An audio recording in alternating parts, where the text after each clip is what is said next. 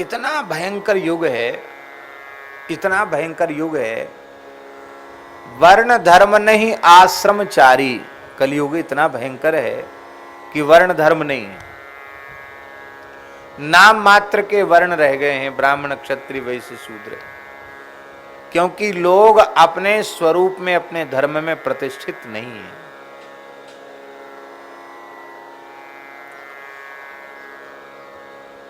स्कंद पुराण में लिखा है 48 संस्कार, केवल 16 संस्कार नहीं, 48 संस्कार। 40 और 8 48, 2 कम 50।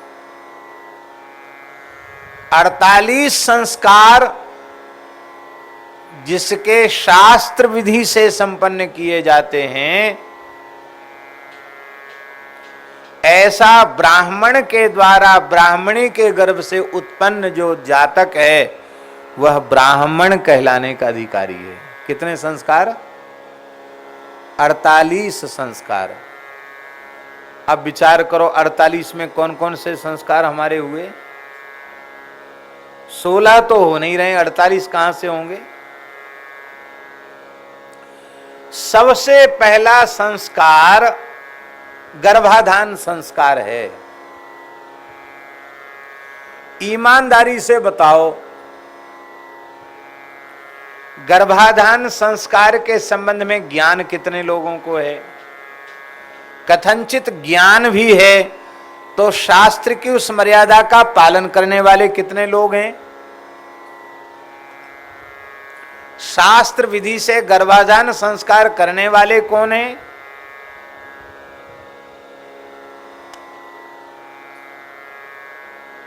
भगवान की इच्छा से कहें, विधि से गर्भाधान संस्कार करने वाले कौन हैं?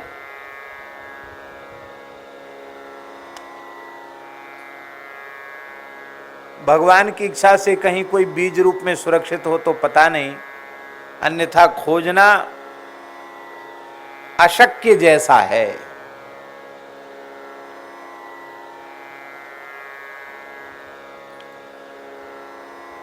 गर्भाधान तो मुहूर्त से नहीं करेंगे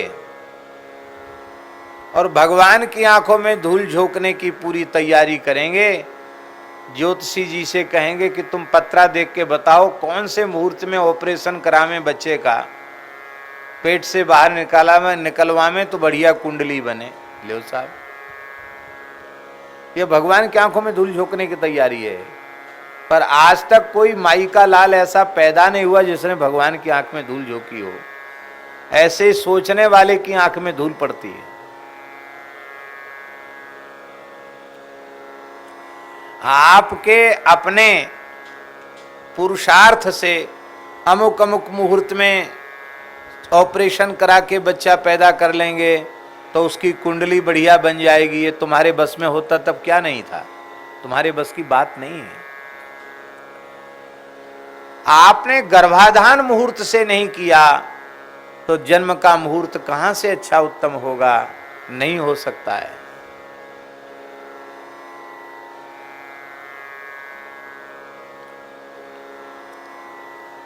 कोई संस्कार नहीं हो रहा, गर्भाधान ही नहीं हो रहा है।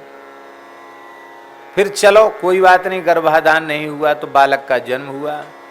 जातकर्म संस्कार कितने लोगों के शास्त्र विधि से हो रहे हैं? हो ही नहीं रहे। पुराने जमाने में तो दाई सब करा देती थी घरों में जाके, जहां वो प्रसव घर होता था, घर में एक घर बना देते थे जिसमें बालक को माताएं जन्म देती हैं, और उसी में वो माताएं, उनको सब ज्ञान होता था, वो सब कर देती थी अपने ढंग से।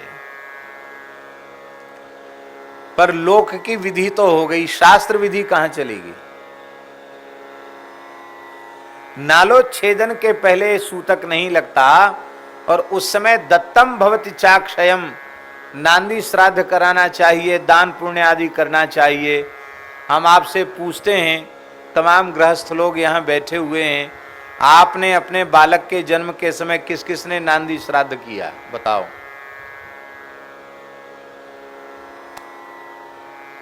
जातकर्म संस्कार भी नहीं हुआ। अब इसके बाद चूड़ाकरण, नामकरण संस्कार भी नहीं।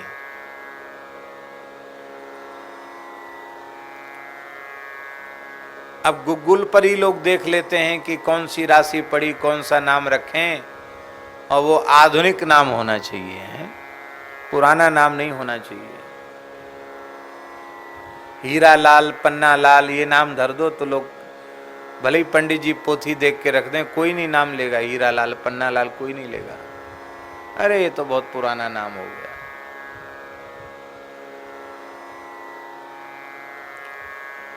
एक परिवार में एक बालक का नामकरण का आग्रह महाराज जी से किया कि इस बालक का नाम रखो। महाराज जी बोले कौन से अक्षर पर इसकी राशि आई है? तो कहा पू अक्षर पर आया है। तो महाराज जी ने कहा बहुत अच्छी नाम है, बहुत बढ़िया नाम है, इसका नाम पुरुषोत्तम रखो। क्या नाम रखो? पुरुषोत्तम। कितना सुंदर नाम पुरुषोत्तम। भगवान का नाम तो है पुरुषों में उत्तम। साल 2 साल पीछे उस गांव में गए तो घर के लोग पुरुषोत्तम को पुल्लू कह के पुकारे, पुल्लू। तो हमने महाराज हंसे, हमने महाराज जी से कहा महाराज जी पुल्लू किसका नाम है? महाराज जी देख लो, पुरुषोत्तम से पुल्लू हो गए। नाम पुरुषोत्तम रखा पर पुरुषोत्तम नाम अच्छा नहीं रख लगा, लोगों को पुल्लू नाम धर दिया। क्या नाम रखे महाराज? अक्षर क्या आया? बोले शाह, तालब्य शकार आया। बोले अच्छा, वाह बहुत सुंदर नाम है, शालिग्राम। क्या नाम हो? बोले शल्लू। या सलकू या सल्लू, शालिग्राम के सलकू हो गए।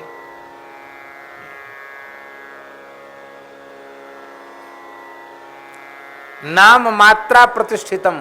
पंडित जी और पिताजी तो नाम धरती नहीं, मैयाएं नाम धर देती हैं। बोले इसका नाम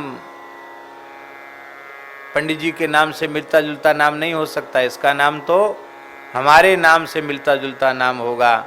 मेरा नाम धुंधली तो मेरे पुत्र का नाम धुंधुकारी होगा। नाम मात्रा प्रतिष्ठितम। नामकरण संस्कार नहीं होता। फिर चूड़ाकरण संस्कार, चोटी रखाने का संस्कार, ये हिंदू मात्र का होना चाहिए। हिंदू मात्र का चूड़ाकरण संस्कार, चोटी रखाना। चूड़ाकरण माने चोटी रखाना। ये मुंडन जो कराया जाता है, झालर उतरवाना, मुंडन कराना, और क्या क्या कहते हैं, और अलग अलग क्षेत्रों में अलग अलग प्रकार से नाम लेते हैं।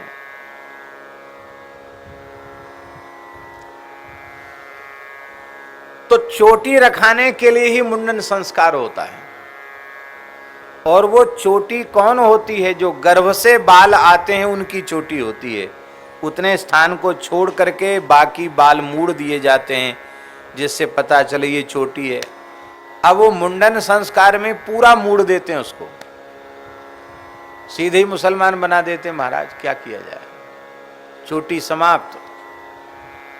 और जब पहली बार में ही उसकी चोटी खत्म कर दी तो उसकी जीवन में चोटी में श्रद्धा उत्पन्न ही कैसे होगी? होगी नहीं श्रद्धा उत्पन्न। गर्भ के जो केश हैं वही चोटी में रहने चाहिए, लेकिन कथनचित किसी के ऐसा नहीं हुआ तो भी उसे चोटी तो रख लेनी चाहिए, है? चोटी अवश्य रखो। मनु महाराज कहते हैं बिना शिखा और बिना सूत्र के यत करोति न तत्कृतम। आप जो कुछ कर रहे हैं वो न किए के बराबर है। ब्राह्मण क्षत्रिय वैश्य इन दुजातियों को शिखा सूत्र दोनों धारण करना चाहिए। बाकी हिंदू मात्र को शिखा अवश्य धारण करनी चाहिए, हिंदू मात्र को चोटी रखानी चाहिए। अन्नप्राशन संस्कार भी विधि पूर्वक नहीं होता है। और जनेऊ संस्कार की तो ऐसी दुर्दशा है, यज्ञोपवीत संस्कार की, और हम समझते हैं कि ब्रज में कुछ ज्यादा ही गड़बड़ है। हाँ, अन्य प्रांतों में तो फिर भी ब्राह्मणों में भी कुछ सुरक्षित है। जमुनापल्ली पार को एक ब्रजवासी, राया के आगे के एक छोटे से गांव को ब्रजवासी, वो सब मलुक में आए तो हमने एक 60-65 साल के वृद्ध को देखा, विप्र परिवार के व्यक्ति को, जनेऊ नहीं, कम से कम 60-65 साल की उम्र होगी। तो हम तो पहचानते थे सब ब्राह्मण हैं, हमने कहा भाई तुम्हारे जनेऊ नहीं है, बाबा तुम्हारो जनेऊ ना है। तो बाबा कहा बताऊं, मेरो ब्याह ना है भयो। लियो, उस वृद्ध ने क्या कहा, मेरो ब्याह ना है भयो। इसका मतलब है ब्याह हो तो जनेऊ है जानते। तो विवाह के समय जनेऊ का नाटक जैसा कर दिया जाता है, भद्र तो करते नहीं। यज्ञोपवीत संस्कार का भी ये हाल है।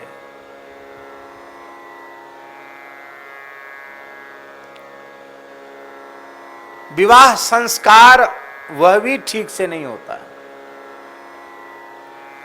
होटलों में कहीं विवाह संस्कार होते हैं,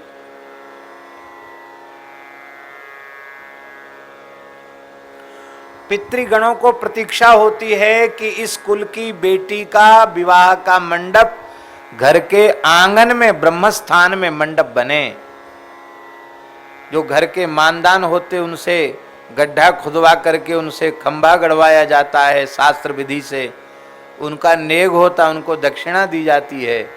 उस मंडप के नीचे विवाह होता है और वर को संयम करना पड़ता है, उपवास रखना पड़ता है। हाँ, बड़ा संयम का काम होता है। और उसे धोती पहननी होती है, भूमि पर शयन करना होता है। इसका मतलब है कि विवाह के पहले ही तप का आरंभ कर दिया जाता है कि तुम मलमूत्र की नाली का कीट बनने के लिए तुमको नहीं भेजा जा रहा है। निवृत्त रागस्य गृहम तपोवनम, तुम्हारा घर भी तपोवन बन जाए, यह प्रेरणा हमारे संस्कारों में पहले ही दे दी जाती है। इधर उधर का नाटक, फोटो खिंचाने, अब तो भगवान ने बड़ी दया की है। भगवान ने कहा बहुत नाटक कर लिए ब्याह के नाम पर, अब ज्यादा लोग उपस्थित मत हो विवाह। कितने 20 आदमी हैं, 50 आदमी हैं, मरने में 20 और ब्याह में 50। ले साहब,